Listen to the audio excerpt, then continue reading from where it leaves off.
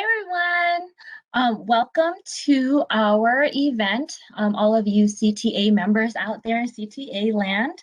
My name is Chow Win, and I am coming in from Chino Valley Unified area in Southern California, and I'm so excited today to be celebrating Asian Pacific American Heritage Month with all of you and have these fabulous people, my brothers and union sisters, in arms to talk a little bit about our heritage. So before we begin our program, I would like to do a land acknowledgement. And if you are unfamiliar with what land you are from, there will be a link in the chat so that you can find out. And I'll go ahead and just honor the land that I'm coming from, which is Tonga land. So we want to acknowledge that we gather as the California Teachers Association on the ancestral land of the Tonga people, past and present, and honor with gratitude the land itself and the people who have stewarded it throughout the generations. This calls us to commit to learn how to be better stewards of the land we inhabit as well. And like tending a fire, we educators have a joint responsibility to maintain this relationship to respond to the challenges that might arise and nurture it for future growth. So I hope you have a moment to honor the land that you're on. And we'll go ahead and start talking about Asian Pacific American Heritage Month. So just a little background. It came to being back in 2009. It was officially changed to Asian Pacific American Heritage Month to encompass all of the different Asian American groups that are in America, and to recognize the contributions Asian Americans and Pacific Islander Americans have made to the history, culture, and achievements of the United States. So we are here with the theme of looking at things from a different shore. So we're talking about our personal immigration stories from Asian American educators. So I'll go ahead and introduce myself first. So we'll talk about what's our name, our role in education, how we identify, and our ethnicity, as well as the generation in the United States. So again, my name is Chow Wen. I am a 5th grade teacher. I've been teaching for about 6 years now, and I identify as Vietnamese American, and I am 2nd generation. And then I'll go ahead and introduce or hand that over to Ms. Iwamoto. Hi, everyone. My name is Christy Iwamoto. I am an English teacher at Napa Valley College. I am also the president of my local, and I am a district director for the Community College Association, which is the higher ed branch of CTA. And I identify as Asian American, and I am actually 4th generation. And next I will hand it over to Kevin Kung. I am Kevin Kung. I teach high school chemistry in Los Angeles, part of UTLA.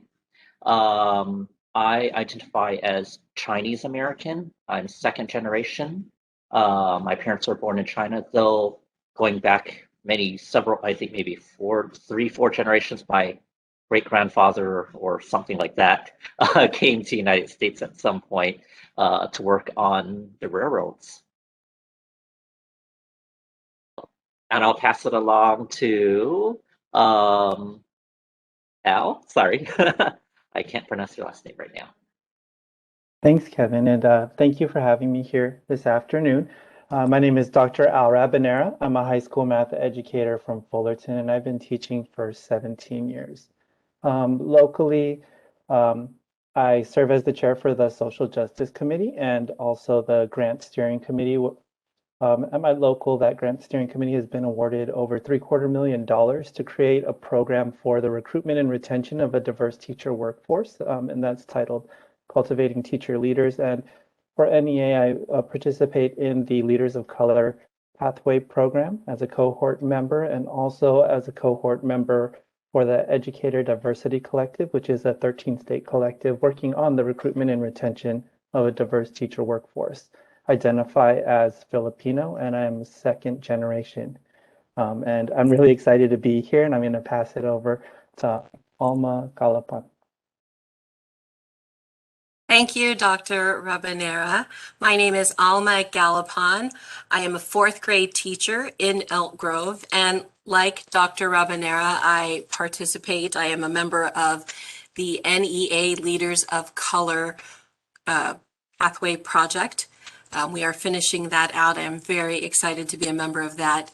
I am also a cohort member of, last year's cohort member of CTA EMID program, that is the Ethnic Minority Early Identification and Development Program. There are a lot of acronyms. I'm getting it all with practice.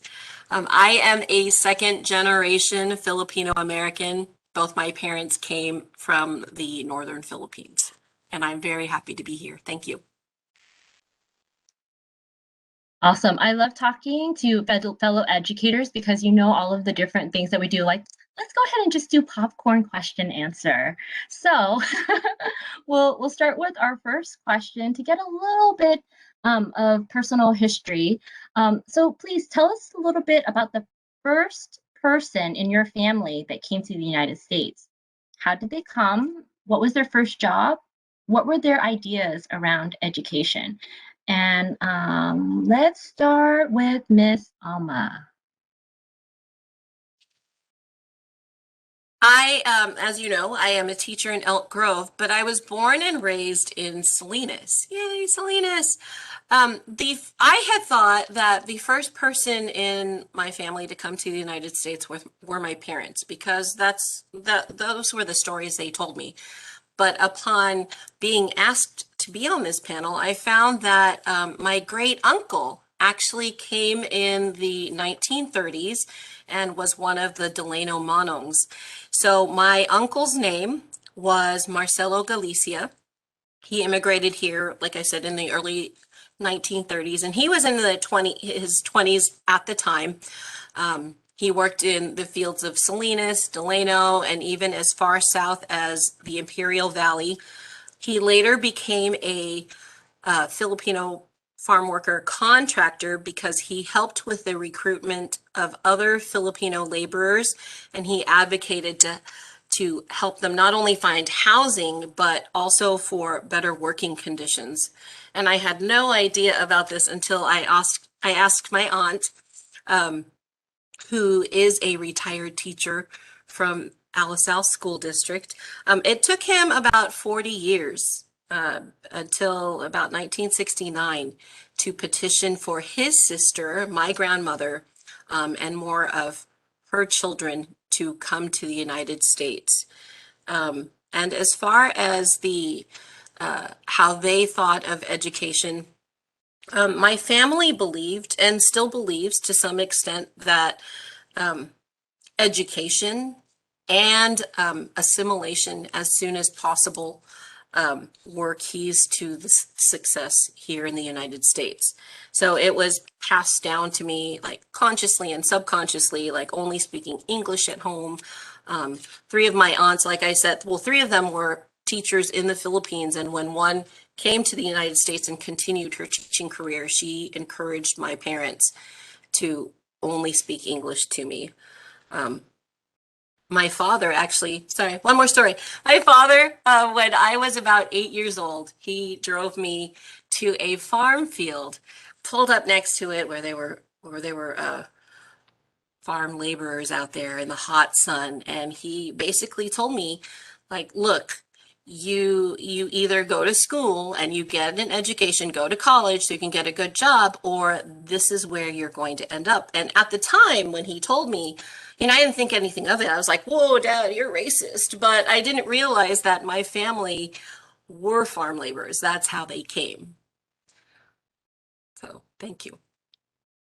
Wow. It's so interesting that sometimes you have an event that comes up and then you start asking questions. You're like, I did not know that. So mind blown. Yes, yes. But I'm happy to know the story now and pass it on to others. Wow, that's amazing. And Kevin, can you tell us a little bit about your, like, who was the first person that came from your family to the United States? So I'm not sure if it's great grandfather, great, but at some point, one of my relatives came to California initially to look for gold and also stayed to work on building railroads. He went back to China, and my grandfather after that came to California and back. And it wasn't until my aunt in 1938, and you probably can't see it, but it tilted. But that's a picture of her and her immigration card from 1938. She was on the last boat to the United States because war was happening. So that she stayed in Angel Island, and she had bought papers. So this was, some illegal, a lot of paper daughters, paper sons. She was one of those. She came here, and it wasn't until the 1960s which she sponsored my parents to come to the United States. So that's the first bit of how they came here. Wow, and did you know that piece of history before coming to, like, with these questions, or was it sort of like, oh, you went to go ask someone too? No, I studied actually quite a bit about Asian American studies when I was a student at Cal. And from that though, that's when I asked my parents, like, hey, how did, whoever come, how did they come here? A lot of it was hush hush because some of it was a bit illegal. And a lot of it's also, they just didn't want to talk about. There was a lot of that. We just don't talk about it. And I had to prod and poke, people to talk about it. And that's how I found out. Otherwise, no, I wouldn't have known. Wow. So Al, what about you? So, my uncle, he was the firstborn son in that family, and but he wasn't the oldest. He earned well, he's a medical doctor, is or was, because he retired at that time. He came over to the United States on a student visa and married an American. He petitioned my grandparents, and my grandparents petitioned my father. So when my father came, he was a green card holder. But what he did was he went back to the Philippines to marry my mother. And to marry my mother, he actually courted my grandfather by buying rice. He'd been doing that before he came. So courting because my mother grew up on a farm. Um, After they got married, he lost his job because he stayed in the Philippines too long. And it took a year for my mother to join him. When they, and at that time, my mother, she was a nurse and she was studying to get her master's degree, but she stopped that to come over to the United States to join my father. The way it worked was they rented a room from my aunt and uncle. So there was actually three families in the home. And when my parents first bought their starter home, another, set of uncle, auntie, and two cousins lived with us because it's not just, you don't say no to family, and it's not something you really talk about. Like, you don't talk about helping your family. It's just something that you do. So his first job, like in the Philippines, my dad was an electrical engineer and he worked for the largest power company in the Philippines, and he gave that up to immigrate. But when he immigrated, he needed local certifications and local experience, which he didn't have. So he had to test, for certifications, and it was really easy for him to qualify as an electrician, but he was overqualified and underemployed. So what he did was he became a contractor, employed my uncles, his brothers, which were my uncles. But then after some of my uncles moved away because they were in the military, right, that job went away. So he had to find other types of work and continued to be overqualified and underemployed until he retired. So education, I know, going back to that question, education is a priority. My parents were talking about it because I spoke with them about it, that it's a priority in the Philippines because it's one of the ways that you can, find a better life. So it wasn't even a discussion about my brothers and I going to college. It was more of an expectation because it was a sense of pride for them, for my brothers and I to graduate, become educated, get our bachelor's degree, and it was their dream to see us walk across that stage. So thanks for letting me share that, Chow. Let me send it back to you. Wow. It's such a treat to have so many teachers sit around and be able to share this. Like, and I hope when we go back in person that we'll continue to have these kinds of conversations because it's very like it's so eye-opening. So, Christy? Not much is known about my great grandparents coming over here. I do know that on my mom's side, everyone came to California on ships. My great grandparents on my mom's father's side came over as kids. They were small kids. They were kind of generation 1.5. Where they came over so young that they didn't really remember Japan, and they were brought over by their parents. My grandfather was born in Oakland. On my grandmother's side, her mom, my great grandmother, actually, I wish I knew more about this story. She came over by herself on a ship when she was a teenager. She was about 16 years old and just came to America without her parents or anybody, and came here, met someone, got married, but not a lot is. I wish she was still alive because I would have asked her more about that. She passed away when I was about 11, and so they all lived in the Bay Area. So not just fourth generation American, but fourth generation California and fourth generation Bay Area. My grandfather was born in Oakland. My mom was born my mom was born in an internment camp, but she was raised in Berkeley. And I was born in Berkeley. And my father's side was all born in Hawaii for as long as they can remember. They don't even know when they immigrated because they were not Americans until Hawaii became a state. but he said, yeah, it was a territory when I was born. But they lived in Hawaii for as long, in Kauai specifically, since before anyone could remember. My grandparents had a rice farm in Kauai, so rice is in there in so many people's stories. and they had a rice farm, and they had not a one bedroom house. They had a one room farm in Kauai, where they had one corner and they slept in that corner, and all the kids slept on the floor in another part of the room. So they were rice farmers, but they didn't make a lot of money. They just had this kind of shack that still stands actually, and but has been added to. And my grandmother, because of that, she used to tell my father, who was her youngest of six, she said, don't be a farmer, you be a teacher, because teachers get respect and teachers get all the money. So you need to be a teacher. And he listened, he went to college and he became a teacher. My father was a middle school PE teacher for his entire career. He taught for 40 years. And because of that, as I was growing up, he always said, whatever you do, don't be a teacher. I got sold a bill of goods. Don't be a teacher. He said, teachers don't make any money. And so go do something that actually makes money. Well, I showed him because I also became a teacher. And so I'm actually also second generation educator. I was like laughing out loud over here, but I was like, wow, what a story. I mean, all of the different things that you're all telling me here. I'm wondering if you've ever seen or read any of these experiences in books, or like have shared any of these stories in your classroom. Like, how have these experiences shaped you as an educator?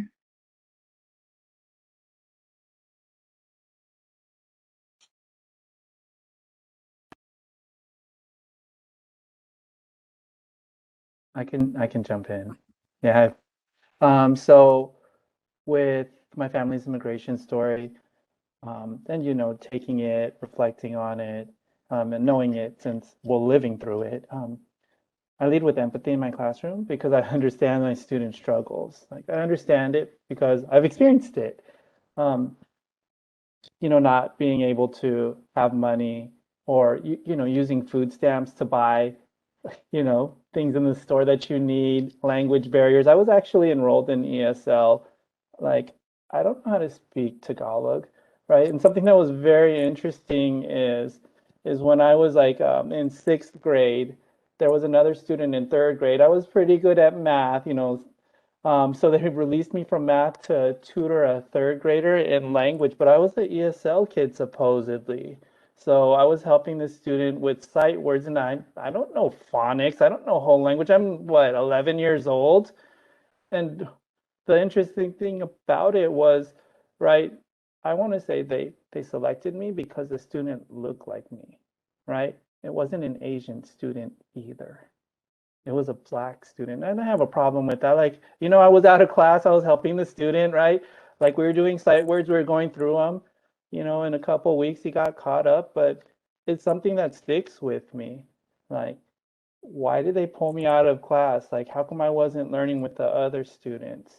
And these are like a lot of questions that I have. And when I see students in front of me, like, I'm going to take them how they are, see how I can help them, and then help them move forward with where they are in their education. So, yeah, I'll send it back to you, Chow. Yeah, no, that's such like a poignant memory to have, and then to already have those types of questions in your mind at that age and reflecting. Yeah, I always go back and think of my students as well. I was like, I wonder what they think about this whole experience here. And let's see, who would like to add on about, how your personal history maybe has shaped you as an educator. I can add on. I think the key word definitely with what Al had said is empathy. You definitely empathize with students and their families who don't look like everyone else, don't speak like everyone else, or don't celebrate the same things as everyone else. So it's for them to try and figure out, how do they fit into this country? How do they fit into the classroom? Especially with English learners and students who have to translate for their parents. I also empathize with kids who have two working parents, because I know that there are lots of families where, mom or dad can come in and volunteer. But you also have a lot of kids who just don't have that, or they don't have a grandparent that can come in. So I definitely, when I address these kinds of things, I try to keep equity in mind, where I say, okay, if your parents can't come to the field trip, it's okay. Maybe you can sit down and look at the pictures I've taken and upload it online, or maybe they can participate with you in this way. I'm just keeping everything open-ended for kids who don't have what would seem like a traditional setting at home. I also advocate for highly, whenever I meet immigrant families or families that speak a second or third language, I always advocate for them to keep their home language. I know a lot of parents have come to me and say, oh, it's so hard for for my child. They just don't understand. I think we're just going to do the English only thing. And I'm like, no, don't do it. Don't do it. Take it from me. And I tell them, look, it took me taking Spanish in college for me to be able to effectively communicate with my own grandmother. Like, if I can stop you from doing it, just don't do it. And I'll send it back to you, Chad. Yeah, no, I definitely connect with that, what you're saying, Alma. And actually, I remember having a student who she a recent Chinese immigrant, and she was so sad during one of the parent-teacher conferences, and she just said, the kids will tell me I'm not Chinese enough, and I'm not like American enough because of her language abilities. And I told her, you know what? You're not 50-50. You're 100. You're 200%. So, You're not a fraction. you're not a fraction. Absolutely. I try to say that to students who are biracial too. They're like, I'm half this, I'm half that. Like, no, you're not a fraction. You're both. You're both. Yeah.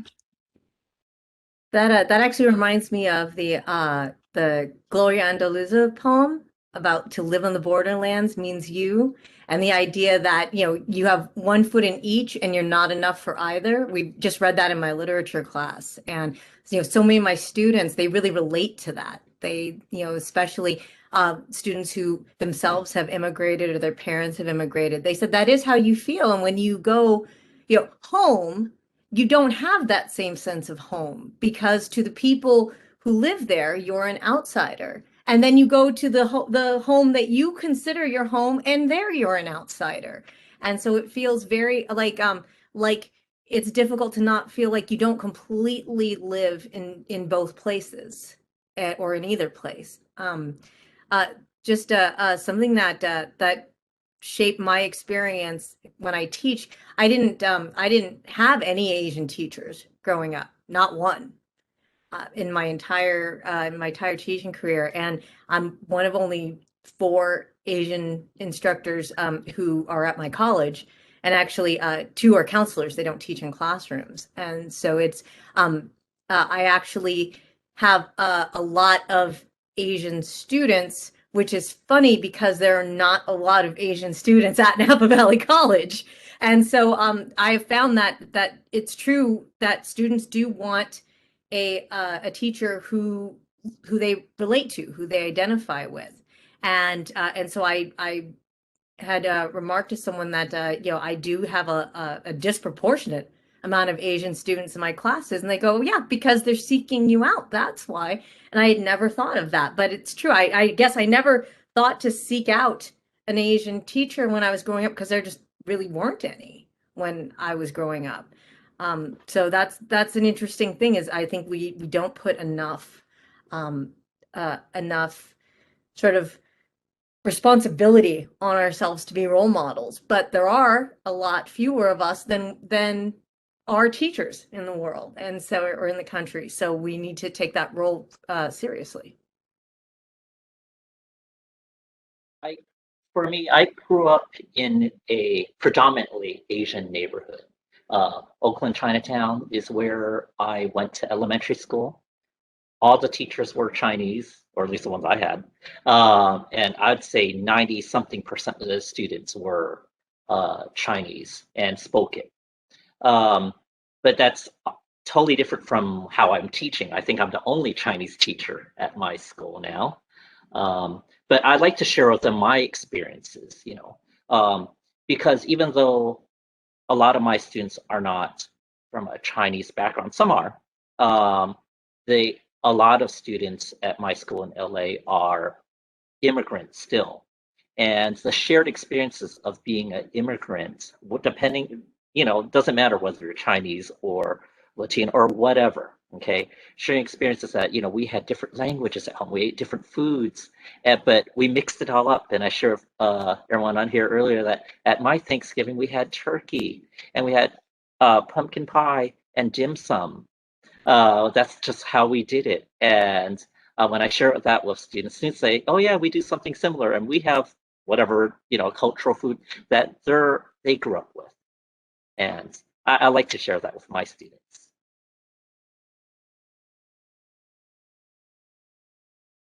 Yeah, it's so much fun to, I think, share a bit about yourself so that students can know, like, you're a human being too. Because with the whole virtual thing, especially with the very, very young kids, they're like, wait, if they see you in person, they're like, you're a real human being? You're not just like on the computer. So just to see us as, like, you know, multidimensional, and it's just something else. I was just wondering, so, you know, we talked a little bit about how we support our students, and then how we support our parents. Like, what do we do here to, like, support other colleagues, either like AAPI colleagues, or if we don't, like, just other colleagues, you know? Is there anything that we do, or?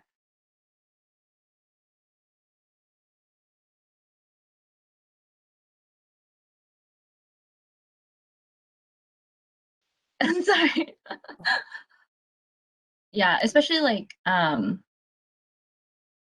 yeah, those who, like, maybe immigrated to the US and are teachers, or, like, you know, first generation teachers. Actually, I've a story that it's interesting because the story is not about me. But you know, like I said, we have only 4 Asian teachers at my school. And what's another interesting thing is that they are all women. And I heard a story the other day about they said, oh, there was one Asian man who taught here 20 years ago. And they, my division chair and the psychology professor told me this story, that there was a man named Futoshi. And this man, Futoshi, came from Japan. He was an immigrant, and he got a job teaching full-time psychology at Napa. And this was before, I think I was still probably in college at the time that he had the job. And but what I hear from the story is that he came and he taught, and he was about to get his tenure, and it was not granted to him because he had an accent and the students complained.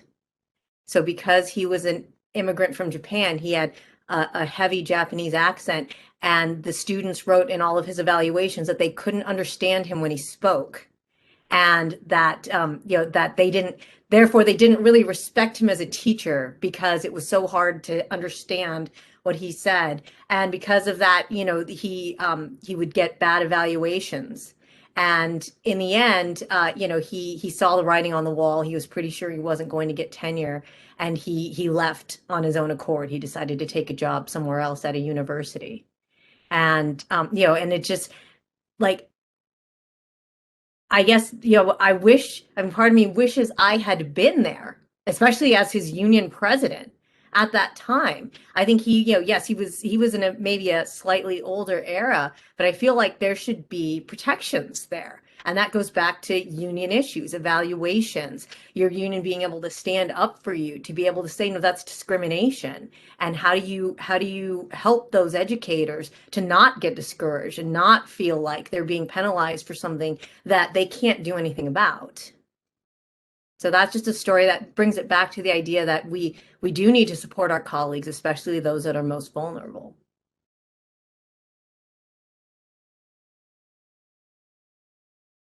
Yeah. Are there like, oh, go ahead. Oh, I just wanted to piggyback on that idea of supporting colleagues. You know, to best support AAPI students and colleagues, I think what we need to do is elevate their voices by reinforcing ideas to create awareness and to educate, you know, the members of our local about AAPI issues. So more recently, with what has been happening with the AAPI community, and for myself serving as the Social Justice Committee Chair for my local, what we asked our executive board to do was write a statement in support of the AAPI community. And as we were writing this, you know, statement, and as it was getting drafted, there was a lot of pushback from members because the language was too strong, or people, other members wouldn't feel comfortable about releasing this statement because it really didn't represent them. But starting that work for the statement and having these conversations in executive board and then eventually moving it into rep council gave a platform for our AAPI members, you know, to voice their experiences. So it's not one member at executive board, like, you know, committee member saying like, hey, you know what, this is what we should do, but actually getting a broader range of experiences from the AAPI community to say, look, this is how this impacts us, and these are our stories, and this is why it's important to us that the words that we're putting on this paper are unapologetic, and because this is our story. And if you're here to support us, because an injury to one is an injury to all, then this is what we need to do, and this is the statement that needs to be released. And those people that spoke against it, they wanted to take their statements back. And then the statement got published. So what I think is, you know, elevating their voices, giving them a space to talk, because also not all AAPI are the same. And I know this was mentioned because I was talking to some people about this statement that I mentioned, and and I said, you know what, I'm an AAPI, and they're like, Al, you're not Chinese or Korean. I was like, whoa, slow down, we need some education here, you know, like, and she identified as a white female, and she was older. I was like, okay, let me take a couple mindfulness breaths. Let me do a little education. Like, let me let you know what's really going on, and let's continue to move forward. Let me send it back to you, Chow. Yeah, I mean that's a very interesting story in terms of like the process that you went through, how different people felt about it on the executive board, in your site, like, and then even having to like talk to our colleagues, because it is a lot of different histories, we can't expect everybody to know, but at least that curiosity or that wonder of like, yeah, oh, can you tell me a little bit more? Like, have you, any of the rest of us, have you experienced any of that before?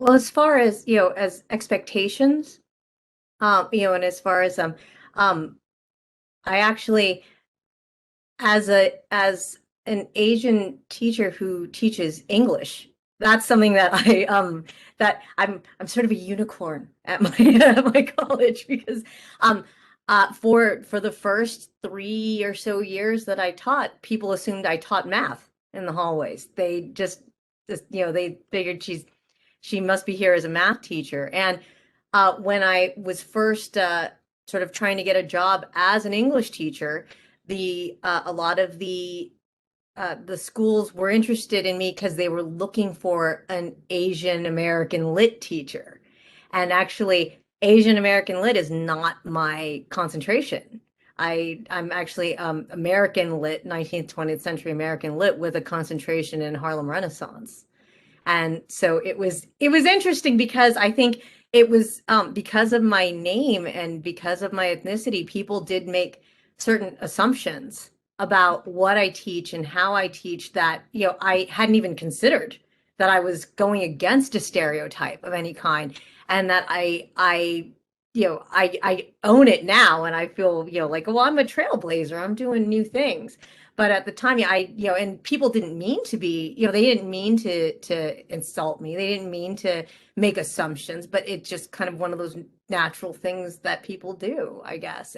But I think that actually helped the people who made the assumptions think about those assumptions of, well, maybe it isn't always the case that a person who is Asian teaches math, or that if they teach English, that it has to be in a certain concentration that culturally meshes with who they are.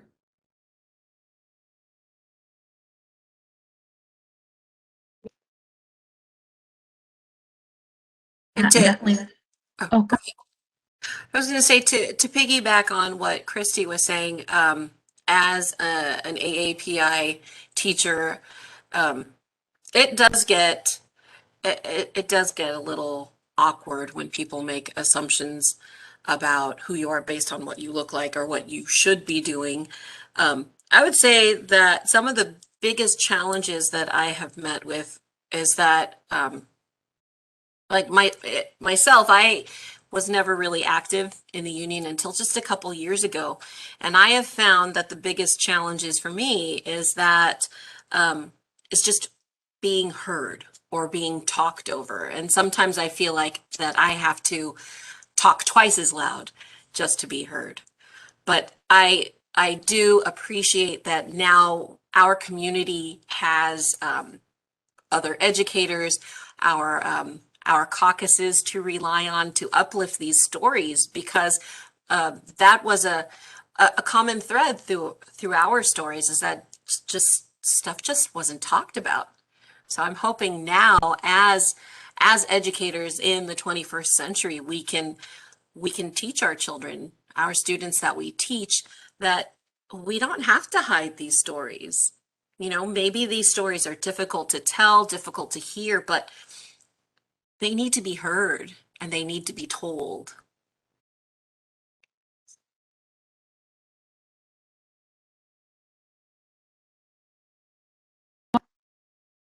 Oh, sorry. No. Oh, I was just taking notes of what you were saying because I wanted to remember it and share that a little bit with my students, because anytime I go to any of these conferences or talk to people, I'm like, oh my gosh, that's such a nugget of wisdom. Well, thank you. I look forward to being quoted. One issue for me though is in terms of challenges is sometimes I don't know what I need. Sometimes I didn't I might not realize until all this stuff about AAPI issues in America in general. Like I didn't realize sometimes like, oh, I guess I was discriminated against, years ago. Oh, I never thought that these issues were a form of discrimination against me. And so sometimes maybe it's stuff I just don't know it. And that's odd considering, I mean, I studied Asian American studies, and yet I didn't even realize I was a target of racism. Maybe it was so subtle that I didn't even realize until I think back, later on, and time has really passed. So I think some of the issues sometimes are just that we need to be more aware, self-aware, for ourselves. And maybe that's something I need to know more about. No, I totally get what you're saying, Kevin. I helped to bring the new social studies curriculum to our district. And, I teach fourth grade. We're teaching about California history and teaching about the underrepresented voices and groups that we have not heard, in previous adoptions of social studies. But I was sent an email from the California Park System, who worked with the California Railroad Museum and Angel Island. They just had a webinar the other day, and they were bringing up all of these wonderful nuggets, no pun intended, about the gold rush and all of this history and the Chinese Exclusion Act. And I just had this epiphany with the kids, like, we didn't even study the Chinese Exclusion Act in that social studies chapter that we were supposed to have, learned all about California. So you're absolutely right. We definitely need to just know. We need to work together to figure out what we know and don't know. And this is an intentional pun, but that's gold. So okay. Yeah, because like you go in there and you teach what you teach because it's in the book, and you just think like, oh, this is what I'm supposed to teach. But then you dig deeper, and then you connect to human beings who are doing the work, and you're like, wait a minute, I have not heard that part, or let's look in there. And I mean, that's amazing. And then what Kevin had shared earlier about, I didn't even know I was being discriminated against. It was just normalized. Like, oh yeah, that's happened to me before too, and so it's nice to be able to talk about that. And then sometimes just, yeah, how do you feel? How did that feel in your body and during that time, and reflect on it to grow? Yeah. Huh. So I'm wondering then, in all of these, we've been talking about some of the challenges, and then also some things that you did to lift each other up, lift up these voices in the communities. I'm wondering then, what are those like greatest like sources of joy for you as you're teaching and being? Chow, I'd like to jump in. I just wanted to talk about like the challenges, a little bit more of the challenges, but transition into the greatest joys. I think some of my biggest challenges is when I am in a room with students or colleagues, educators. I get this feeling that they don't know what I am, so they don't know how to size me up, or if it's real difficult because um, I, mm, I would say I'm really aware of what's happening. So, and by that, I mean I can fit in a lot of different affinity spaces and code switch pretty quickly. So that allows me access to um, spaces that educators may not be able to get into. So I'll just be like very candid about it. I can, if there's a room of, Black people, I can fit in with the Black people. If there's a room with Latinx people, I can fit in with the Latinx people. If there's a room with Asian people and they know, I could fit in a room with Asian people. I think that's one of the biggest challenges I have, because even in spaces like this, people ask me, well, and you're not supposed to ask this question, what are you? I get asked that question all the time. And they always think, when I tell them I'm Filipino, they go, oh, I thought you were mixed. Oh, I thought you were Black. Oh, I thought you were Hispanic.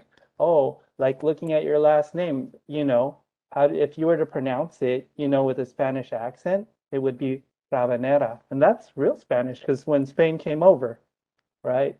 Um, and then it just throws them off because they don't know how to initially treat me in a space.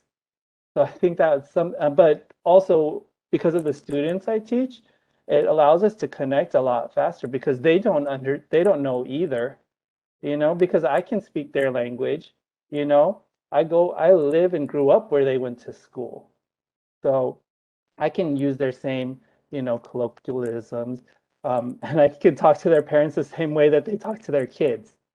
So that would lead me into what my greatest joy is. So my greatest sense of joy, like I'm going to transition to this, like is my family, and my wife is Caucasian, and um, along with that greatest joy are my two kids, and they're half Filipino and half white, and this could also become a challenge, because how are they going to identify? Right now, one is 23 months and one is 3 months. So when they grow up, what is it going to look like for them in this space if this is what I'm experiencing and people can't tell what I am? Um, so I'm just wondering then, because you said that you were able to fit in all of these different spaces and code switch and be candid. Like, I mean, how did you get to that, like, just confidence in just who you are and who you can, like, you're just very you. How did you do that?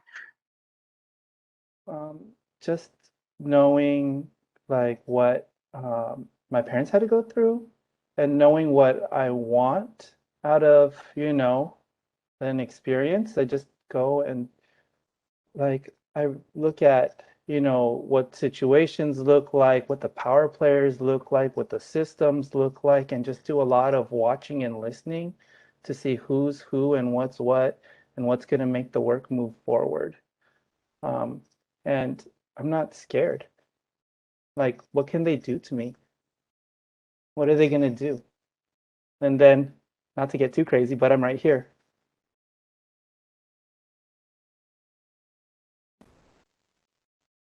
Oh. And then I jumped ahead a little bit, but if there are other challenges that you would like to kind of explore and share here, I'd like to invite us to think about that.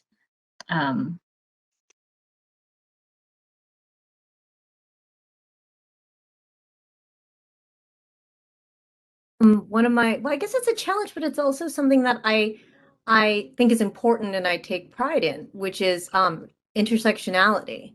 So I am Asian. I am also a woman. I am also gay.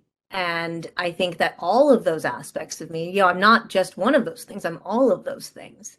And that all of those experiences are things I can bring to my students. And so I want to be a role model, not just for my Asian students, but for my gay students.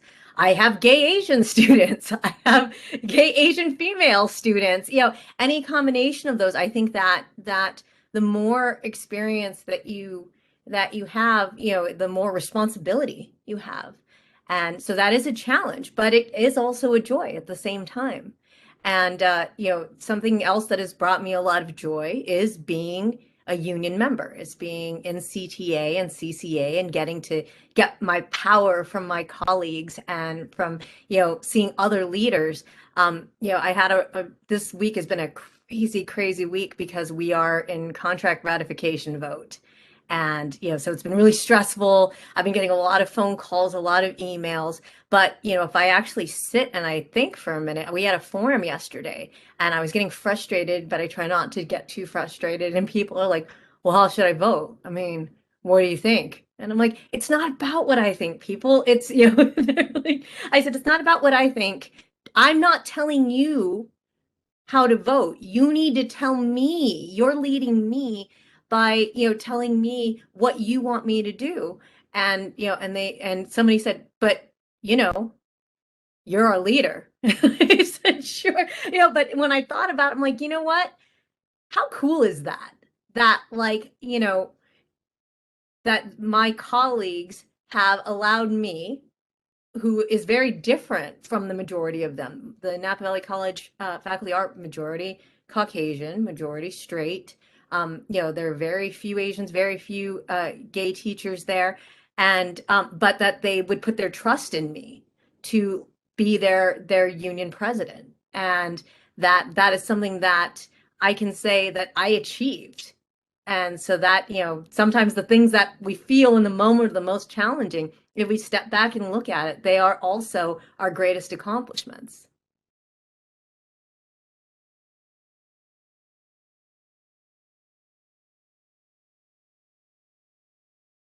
Thank you, Christy. And Kevin, do you have any thoughts to add on there? I was thinking both challenge and something positive. A challenge is, I think it's a both, is the passage of the, I don't know what the term is, but the ethnic studies curriculum from State Board of Education. Lots of stuff I talked about, how I said, yeah, it just wasn't discussed. I did not know about what paper daughters, paper sons, that kind of stuff. And that's my own family. I didn't know about it until I studied it in college. And I had to ask people in my family, hey, how did this happen? And they're like, oh yeah, that's how your aunt came here. Oh yeah, that's how whoever came here. That these kind of stories will be part of the curriculum in California. I don't teach social studies, so I don't know. I teach chemistry, so I don't know exactly how this is, be going about in the curriculum. But the fact that it's something to look forward to, that it will be a positive change. And that's what I mean by it's a positive change, but at the same time, a challenge. How do you share these stories of API communities? And it's not just ethnic studies, obviously not just API, everybody, there's so much. How do you share a billion stories or 40 million California stories, in, I don't know, the curriculum? That part, I'm sorry to say that. I'm kind of glad I'm a chemistry teacher, don't have to figure that part out, but I'm glad it's there.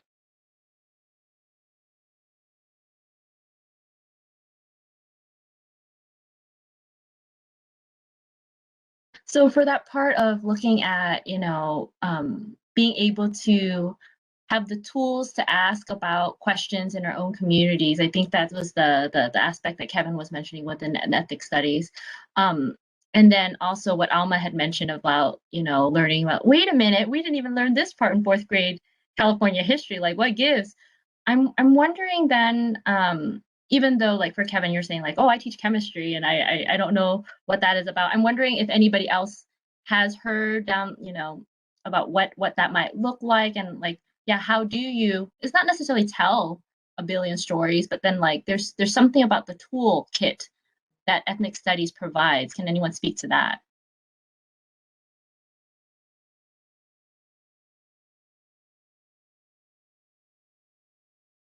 I can. Well, as far as ethnic studies in my district, there's been a push to get it into the district, but there needs to be a lot of awareness and education done on the front end of it, because, and also you have to also do the work with the parents and the community, so it's not just coming in to the district in a way that's not with in line with the way that it would have the greatest impact. And by that I mean, if you're coming in with the ethnic studies curriculum in A through G versus an elective, like what does that look like, and what are the impacts to the students, and what are the impacts to the teachers, and then who teaches it, and what kind of credentials are needed to teach that? How do you select that teacher? How do you get the community to buy in? Like, those are like a lot of the questions that are happening in my district right now, because it is important to have those conversations. The way that we've approached ethnic studies currently is to have an articulation agreement with the local community college, and it's done after school. So they would take a course, after school, and it's sponsored by our school district. The students earn college credits, and they're transferable. But like, how can we make ethnic studies more intentional and put it up front, not as, an afterthought, but as a part of the graduation requirement. So those are conversations that are being held with the district, and we're looking at how can the union take a lead in, these conversations, and even like what are the next steps to create equity committees, not just for ethnic studies, but, even to expand outside of that, like for the district to take an equity lens and just a little bit more. The leadership is actually changing at the top. So they're like the superintendent is retiring. So there are opportunities, and we're just looking at how we can, move forward strategically.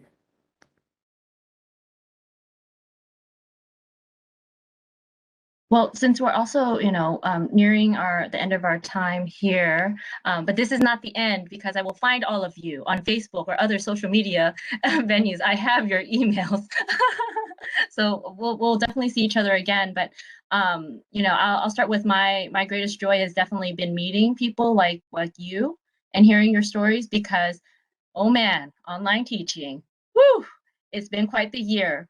But it's these experiences here that just keep you like, I'm lifted.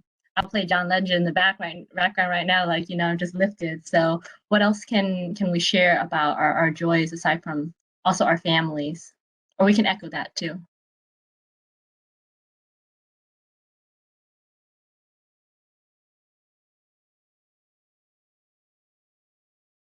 Well, I wanted to mention that one of the greatest sources of joy is to see the faces of my students when they realize that I am Filipino and they identify with me, and there's just something unspoken between us that we have a lot in common.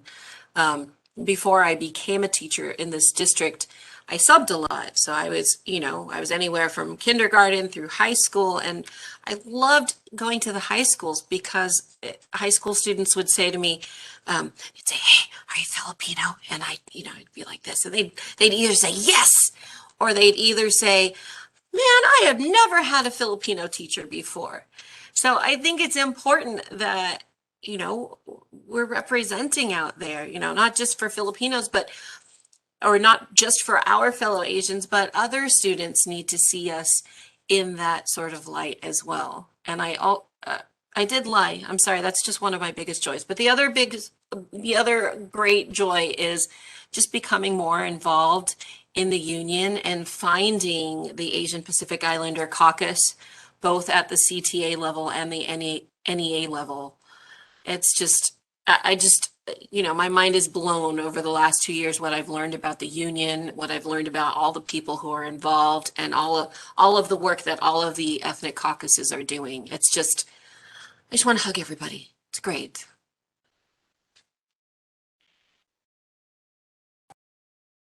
Thank you so much, Alma. And Kevin?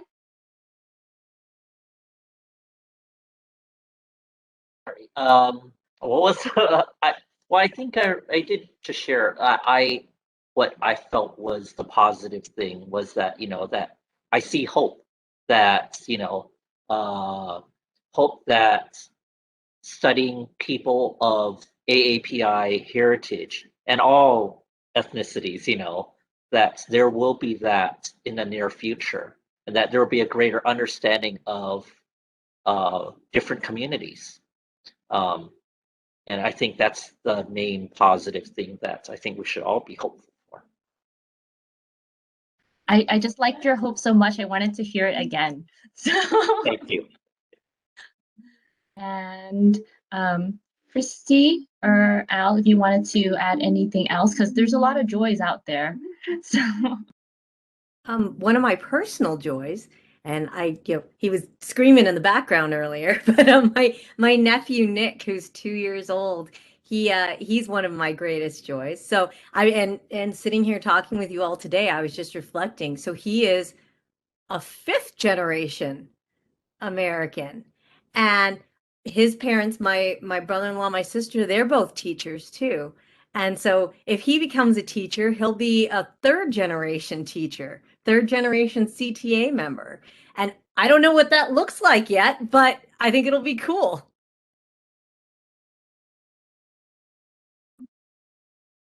Go ahead, Al.